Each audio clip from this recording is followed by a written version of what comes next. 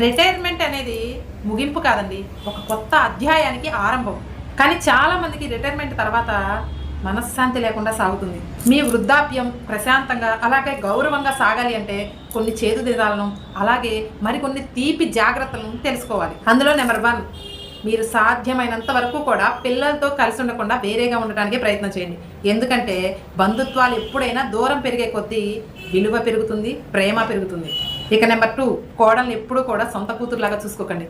ఎప్పుడూ కూడా కొడుకు భార్య, ఇంకా మీకు ఒక మంచి స్నేహితురాలుగా చూసుకోండి.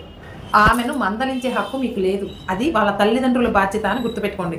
కోడలి అలవాట్లు అలాగే ఆమె ప్రవర్తన మీ కొడుకుకి సంబంధించిన విషయం. అనవసరంగా ఆమె వ్యక్తిగత విషయాల్లో మీరు తలదోచకుండా ఉంటే మీ గౌరవం, విలువ అలాగే మీ మీద ప్రేమ కూడా పెరుగుతుంది. కలిసి ఉంటున్నా వారి బాధ్యతలు మాత్రం ఈ నెత్తిన వేసుకోకండి. ఏదైనా సాయం అడిగితేనే చేయండి, అది కూడా ప్రతి